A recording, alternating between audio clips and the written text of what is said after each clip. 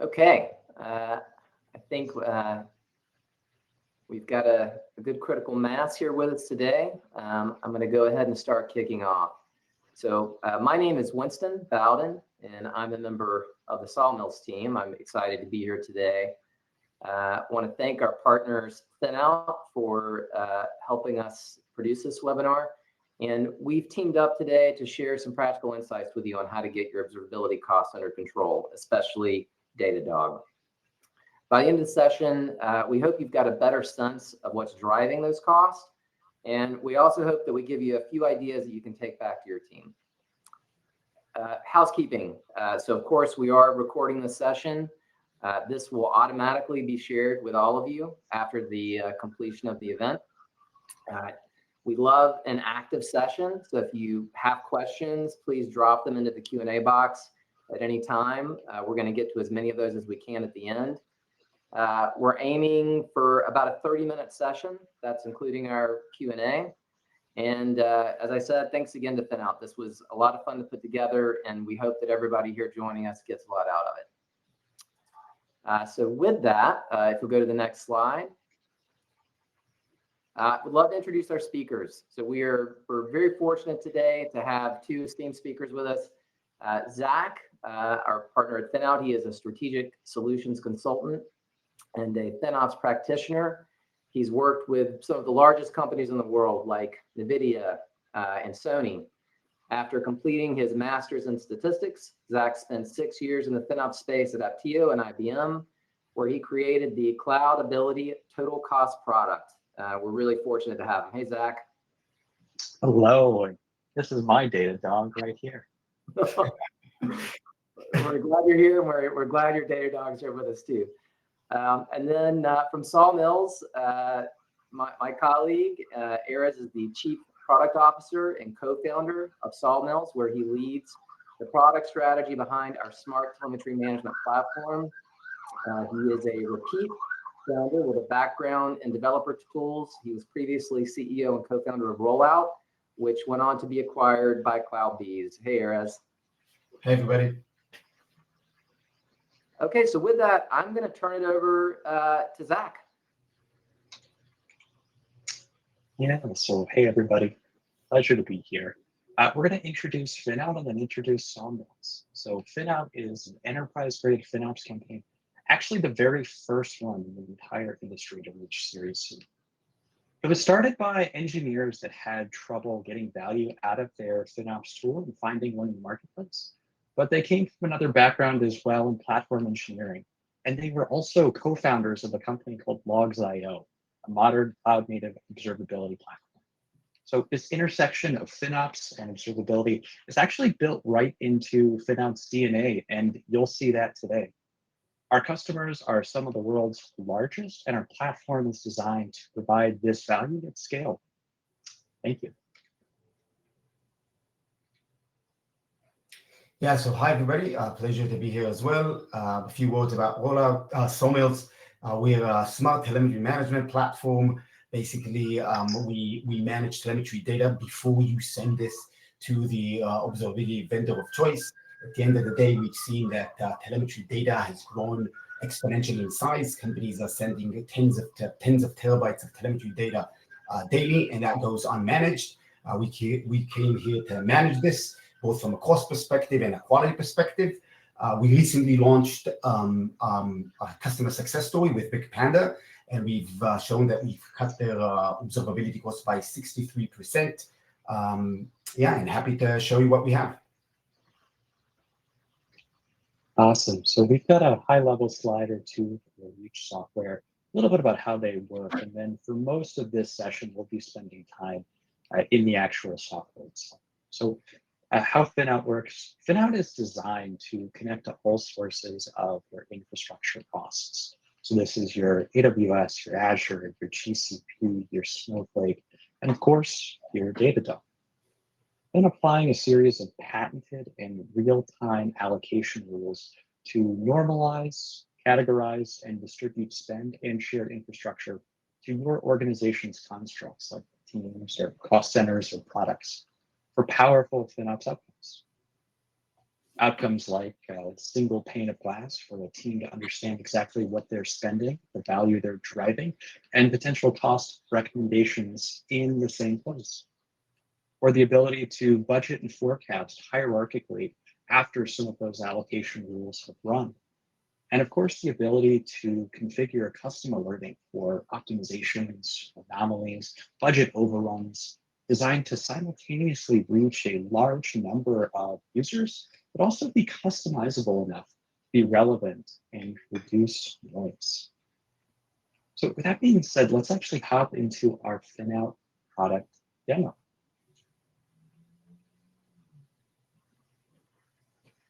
Now, this is exactly what you see when you log right into Finout. So we've got an easy left-hand nav pane where we can instantly access things like dashboards out of the box, budgeting and forecasting, cost recommendations, anomaly alerts, and more. For today's session, we're going to focus a little bit more on this mega build, which is an exploration surface designed to give you clickability into sources of your infrastructure spend down to individual metrics and individual resources. So of course, this works for GCP, your AWS, your Azure, your Snowflake, and more. But today we're going to really drill down into Datadog. And you can do that with just a couple of quick clicks.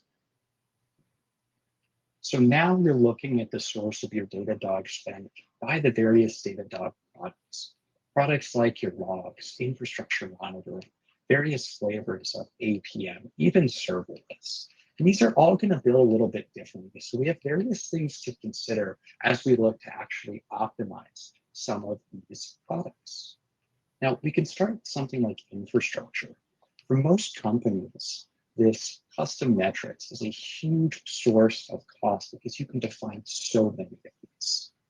We'll actually see in a few minutes in our cost guard section how Finout can provide some optimization for those custom metrics, especially if you're not actually using them. But for right now, you can even click down into the individual metrics themselves and see how much you're actually spending on various metrics. You have this powerful clickability to instantly get down to resource level. Now, for many organizations, logs is going to be an incredibly important part of their Datadog observability. And as soon as we click into logs, you can actually see some really interesting information. Now, you might want to get this data going back a little bit further. And of course, in Finout, you can have data for all of your cloud infrastructure going as far back as you need it, whether we're toggling between cost or usage data. Now, once we look at the cost data, it actually sees various cost types for these logs. So you can see various indexing lengths. And of course, the indexing strategy that you choose is actually going to be really impactful because Datadog's going to bill you more for your 30-day indexing versus your 7-day indexing. Now, another component to consider here is also the ingested logs, right? So this is where the logs that you're actually sending to Datadog cost money, even if you're not actually using them. So our friends at Sawmills will show us in just a few minutes how to actually optimize, especially some of these ingested logs where there could be some really big potential for cost savings. If we're in Finout, what I might want to do is actually drill into these logs. And maybe we pivot this by something like could be my cost center, my business unit, but let's use my engineering teams to actually understand who's driving or who's accruing the source of spend for this ingested logs. Now, this information might be really helpful. You might want to save this for future use. So you can save a view for just a quick toggle with the push of a button. You can also send this directly to one of your dashboards really easily. So I might have my ingested log for a team going to one of my dashboards. Let's use my Datadog dashboard. Now you'll see one of our out-of-the-box dashboards. And of course, we provide this for a variety of sources of infrastructure. And oftentimes engineers ask, well, do I have to log into Finout to actually get the value I need out of my infrastructure files? And the answer is no. You can easily send this information outbound to a variety of sources. Could be email, could be things like a Slack or Teams channel. But what can be really powerful is you can actually choose to send this report out, pivot it by your various engineering teams, and have each slice of this dashboard go to a different place, depending upon what team needs what information. You can even snooze alerts to help reduce noise. Really helpful information for getting this outbound. Now, we already took a look at things like your cost by your product and your sub-product. Here's where I might want to also look at those same log costs, and you can drill down to things like my debug logs. So the debug logs will be another area that we actually look at optimizing in that cost guard right sizing section. If you keep scrolling down, now you'll actually see that widget that we created from our mega bill. So here's that ingested log cost IT, so I can save this for that future use. Scroll up a little bit, here's where we'll actually see a variety of sources of infrastructure waste. And you can actually click into this to get more information. So now that we've talked a little bit about the visibility side, let's really dive into the optimization side. And for that, we'll go into cost. Now, Cost Guard is Finout's one-stop shop for infrastructure optimization. The platform will be broken out into idle savings that you can reduce infrastructure by turning it off, or right-sizing savings where you can reduce infrastructure by sizing it down. Now, what I might want to do is actually connect this to things like those engineering teams or role-based access control. And in this way, I might only want to look at specific infrastructure owned by my ad placement team. So a quick toggle here is to reload in real time. And now I can see a variety of these optimizations just for that specific team of the infrastructure they own. So here's where you can see recommendations for those custom metrics. So custom metrics, and if you click in for each individual metric, here's where you can see metrics that are not used in any of dashboards or monitors, despite the fact that you're paying for them. So these can be really good candidates for optimization. On the screen, you'll also see things like your log optimization. So here's where we're taking a look at some of those indexed log events. You can come in here with the platform. You can actually mark a status on various right-sizing opportunities to let folks know that you're working on it, to specifically assign it to teams like your ad placement, to mark it as dismissed so you know not to worry about it. Of course, when you click in, you get helpful information too. In this case, we've noticed quite a bit of these debug logs, which are costing you quite a bit, but you might not be using them as much as you want. So what you've just seen is that Finout helps provide this really helpful visibility into Datadog costs by product and sub-product. And using some of those quick toggling and clickable UI, you can investigate down to individual custom metrics themselves. So this is where Sawmills is actually really designed to instantly reduce your Datadog spend through powerful optimization. So thank you very much for seeing the Finout platform. But let's turn it over to Erez and see how we can actually start to take action on some of these optimizations. Thanks, Zach. Let me just share my screen over here. And we got it. So a few words about kind of the problem that we are solving over here. I've mentioned this at the beginning, but telemetry volume has grown, is exploding in size and complexity. We are seeing an increase of 35% year over year in the amount of volume of telemetry data. That means that between 2 to 3 years, you're doubling your telemetry data volume, right? And kind of the sad side to this, let me just move to present mode over here. So the sad side to this is that we have all this data, but 80% of that is never queried, right? So even for the internet, that's kind of shocking, right? So we have a lot of data, and we all know this, that 80% of the data is not used, right? And so the question is, why is this happening, right? Obviously, we have more software and more microservices container that's spitting out data, but we also have a mentality of instrument everything. We also have a lot of verbose and excessive logging. So we've seen, complete stack traces, SQL queries, complete payloads inside logging. There's sometimes OSS tools that companies are using. Think about Cada, Carpenter, Nginx, things that companies install, and they are not aware of the amount of logging that they generate. And then there's two other points that are important to mention over here. One of them is that developers are usually, they don't have visibility into the logs that they generate or to the amount of volume that they generate. So even if they cause a log or a metric to be noisy or generate a lot of data, they usually find out only later in the game. And then the other piece over here to remember is that there's kind of a misalignment between the platform team, the DevOps team, the engineering, the observability team, and the actual developers. So the centralized team usually owns the Datadog build, owns the systems, the observability systems, but they don't own the data. The data is being generated by hundreds of engineers across the company, right? And they don't know the downstream effects of their data, right? And so the last piece is that even if you know that you have data issues across the company, so waste, as Zach showed in a few cases, it's cumbersome to fix. You need to find these issues, you need to find the engineers, you need to talk to them, you need to convince them to do something. Usually it's going to be low priority for them. And this is a constant work that needs to happen inside organizations, right? So just to be Datadog specific for a second, there is things that are very Datadog specific. So Datadog charges for many things. One of them worth mentioning is the ingestion cost versus the indexing cost. So indexing is essentially what you pay to keep for any retention period, and that's usually the higher cost. Ingestion is just anything that you send. So even if you filter out things that you don't need to save for any retention period, you're still going to pay for ingestion. And I'll show in a quick demo how you can look at this in Datadog. But this is important to look at both of these because both of them have cost. Obviously, retention is a big factor. The longer you save the data, the more you pay. And the last thing to notice is the committed versus on-demand cost. Obviously, committed is cheaper, but you are committed to a price, and on-demand is as you go, right? There's other factors like custom metrics and APM, but I'm just going to cover this for now.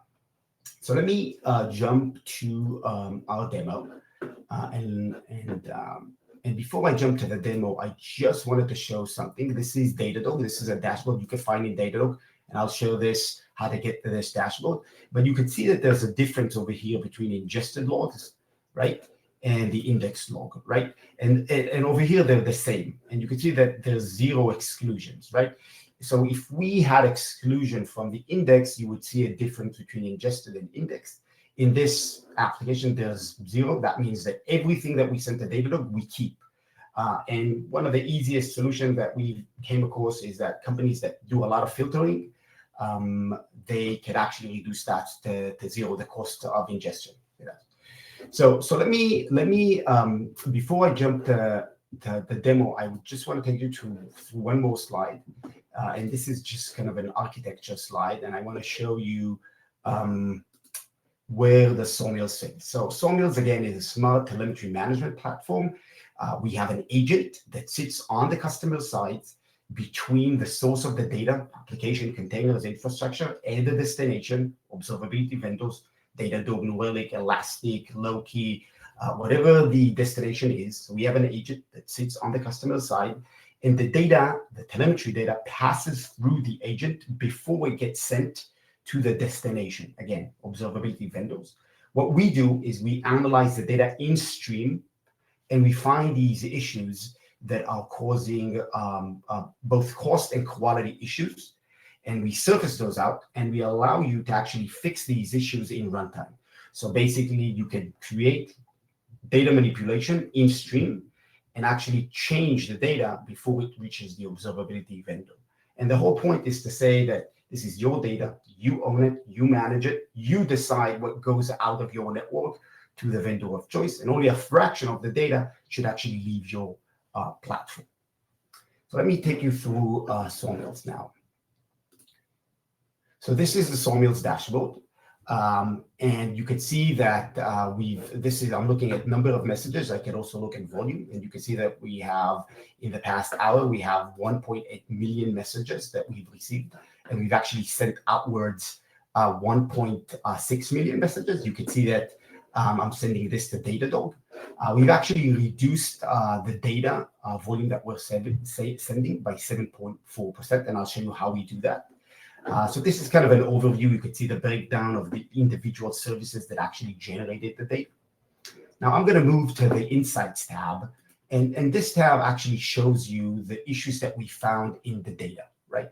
So there's various issues that we found over here, and I'm going to go through them, right? You have You have a name for them. You could see the service. You could see the type, the famous health checks that we've all seen in log lines.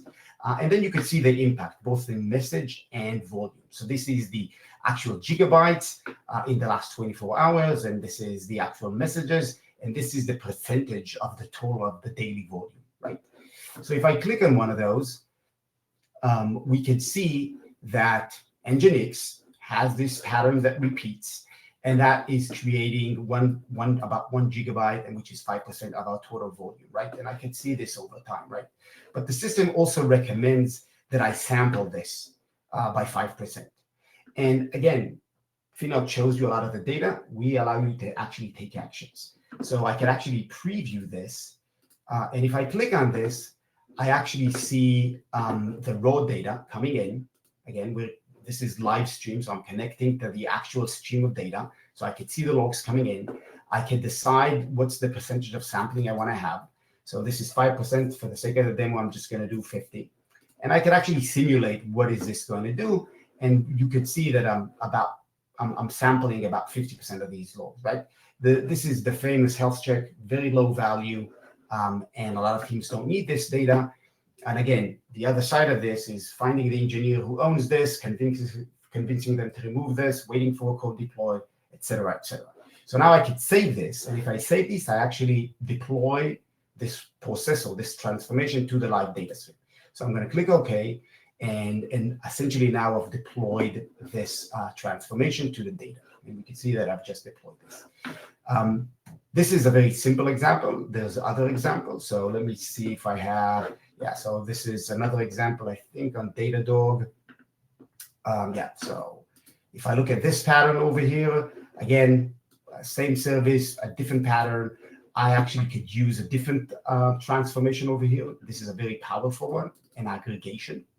And if I click on this, again, you could see the actual processor. So what this does is actually dedupes the message. So in the span of 60 seconds, if I have more than 5 messages that repeat, I'm going to transform them into one. And I'm going to add a counter that shows you how many messages I've counted. There's also some advanced settings that I could actually mask a lot of these fields so I have a better deduplication. And if I save this, I'm going to actually activate a deduplication on this pattern, right? So again, a very powerful tool to reduce the amount of data that you're sending. A lot of these messages are duplicated. Everybody who deals with observability knows that duplication around messages is a very common thing, right? So we've looked at a bunch of insights, and you can see that I've taken an action on this one and on this one, right? There's other insights that the system provides. And then what I wanted to show you is the processor page. Essentially, this page shows you all the transformation that you've deployed, right? So in Datadog, we have these 3 transformations. We actually just deployed these two, and then there was this one that existed before. I can obviously go over here, edit those, change those, turn them on, turn them off. But this is a nice management to all the data transformation that I'm having in the system. Now, just to bring everything back together, again, we have an agent that is installed on the customer side. We call those collector. You can see the collector over here. And then this collector is running a pipeline. A pipeline essentially decides where the data goes to. So the data goes from left to right. We have the data is coming via an agent of sorts. So it can be a Datadog agent, a Loki agent, an analytic agent, an open telemetry agent. And then we've built this pipeline. The data goes to Datadog. It also goes to a DevNull, which is just for testing, and it also goes to an S3 bucket, right? I can decide how the data flows look like and which data goes where. And then I can also see on each data destination which processors I'm actually using, which transformations. And at the end, I have this dashboard over here that I could look and see over time what is the value that I'm generating. So we've looked at Datadog. I could also look at DevNull, which is a destination, which currently we're not doing anything. And I could also look at my S3 bucket. So with that, I'm going to throw this back to Winston. Okay, thanks, guys. We had a couple of questions come in, during the conversation. We still have time for a few more, so if you're on with us, go ahead and drop a few more additional questions into the chat. But let's start off with what we have. So a question for Zach. If I'm interested in measuring, allocating, and forecasting my Datadog costs, can I still get value out of Finout? Yeah, so Finout's really designed for all of your cloud infrastructure, but if your focus is observability, like Erez said, we've seen such an explosion of observability and telemetry costs in the last few years that's only going to be continuing. So being able to bring that into Finout, understand those costs, actually start to connect that with your products, understand what value you're delivering for every dollar of Datadog, but it's still just so valuable. Awesome. Thank you. This is a question actually for both Erez and Zach, so maybe Erez kick us off. But does Finout or Sawmills have a preferred observability platform of choice? On our side, we're completely agnostic. We don't care. You can connect any data source to any destination. The whole point with telemetry data management is to allow you to not have that vendor locking. So you could send data from an open telemetry agent to Datadog or to New Relic or to Elastic or to Loki. Also, so the idea over here is to be completely agnostic to the vendor of choice. Yeah, and I'll add on, a lot of times what we see specifically for those large enterprises is that different pockets, different divisions, maybe different companies through M&A activity often have different observability platforms. So I was working with a company just the other day, and a single team used Datadog, a whole division used New Relic. There was one product that specifically used Dynatrace. It's really common. So we really make sure that we're going to be vendor agnostic as well to provide you all the information you need to make your decisions. Awesome. Thank you both. Question for both of you, and Zach, maybe if you could start with this one. Can you please explain how you price your platforms? Zach, I'll ask you to kick that one off. Yeah, so what I'll do for this is actually explain how everyone usually prices the FinOps platform, and it's usually a percent of cloud spend. And this is a pretty punitive model, right? Because for most companies, if you are growing, your cloud spend is increasing. And that shouldn't be a bad thing. You shouldn't be punished for that. You shouldn't have overages for that. So what we do at FinOut instead, we do a flat fee. So we'll understand where your usage is using that volume of data, usually predicted by something like a cost here. We'll just give you a completely flat rate. And there's no overage that's net of any discounts. You never have to worry about, well, wait a minute, we pay so little on AWS because we've got a great EP. We factor that in, make sure we're really not this prohibitive tax, but we're someone that works with you as your company grows. Yeah, on the Sawmill side, our pricing model is based on the volume ingested by our agent. So the more the data you send to the agent, the more we charge. Obviously, it's tier-based, but the whole point is to align with customer value. You have a lot of data. We help you reduce the amount of data that you're sending outwards. And so if you have tens of terabytes of data, you're going to send more, you're going to pay more. And if you have, gigabytes of data, you're going to pay very little. Amazing. I think we're right at time, and I think those were the questions that we had in the poll. So I think we can respect everybody's time, keep it right at 12:30 Eastern. A big thanks to Zach. A big thanks to Erez. We've had a great time producing this for you. As I mentioned before, this will be posted and emailed to you. I'm sure we'll have it on the Finout's website at some point, social channels, same for Sawmills. So you'll see this in multiple places. Please do reach out to any of us if you have questions. And we are grateful for your time.